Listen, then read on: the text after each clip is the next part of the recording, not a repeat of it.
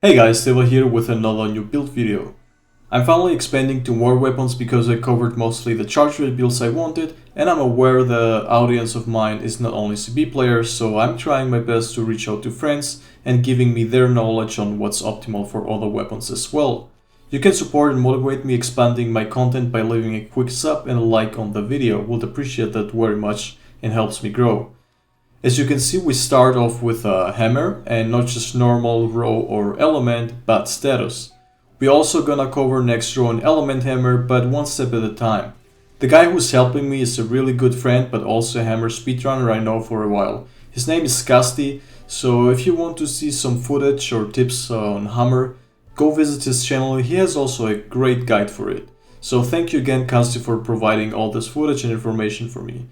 The reason why status hammer is so insane is because you can occasionally sleep the monster and get a juicy wake up hit with Impact Raider.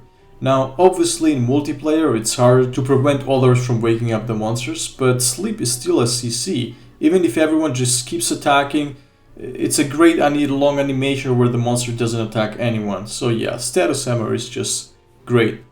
Without further trouble, let's get straight to the build. The hammer we're going to use is a teddy bear. It's quite literally a teddy bear.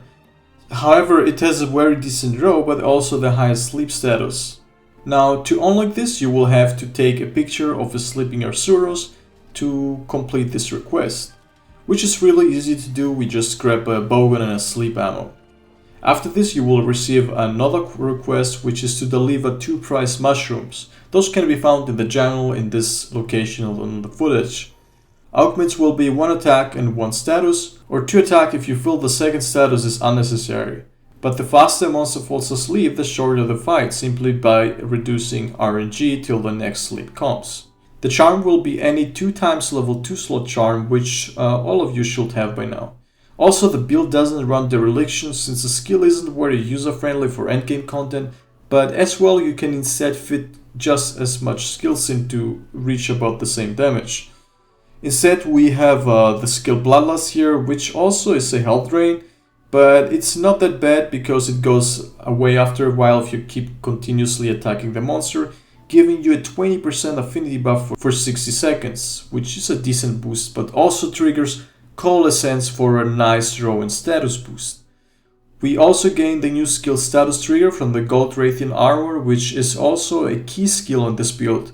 Status Trigger will make your status application be 100% after successfully iframing an attack.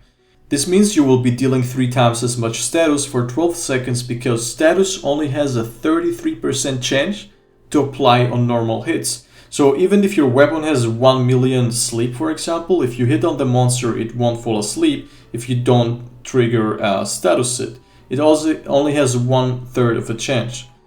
Chain crit comes for free almost due to gold Raytheon parts, but as well foray, which is nice to have while going for a wake up hit. You're gonna have that foray boost. Of course, the build reaches 100% crit chance and has crit boost 3 for some extra juicy damage. Focus 2 is a nice addition for quicker charges, meaning it also increases your DPS, and it makes quite the difference.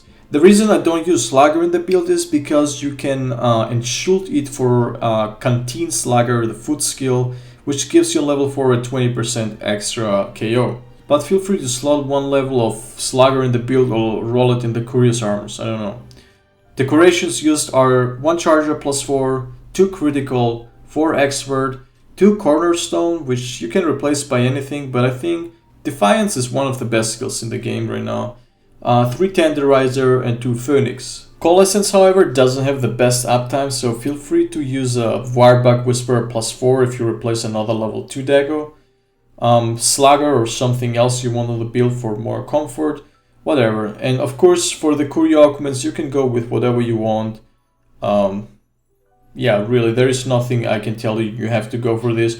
You can max out attack boost by putting on every piece 1 attack boost, or you can put comfort skills, doesn't really matter. The recommended switch skills for row and status hammer are Water Strike, Strength, but Courage is also another good wild ball option for status instead of Strength, Spinning Bludgeon Charge, Silkbind Spinning Bludgeon, and of course Impact Raider, which has the highest row motion value, so this benefits a lot for row gameplay. Hope you guys enjoyed this video. Sorry for being not so structured as always. Most of my videos will now get passed through 3 different people to reduce workload of me, and I'm able so to focus more on other videos and expanding the content variety.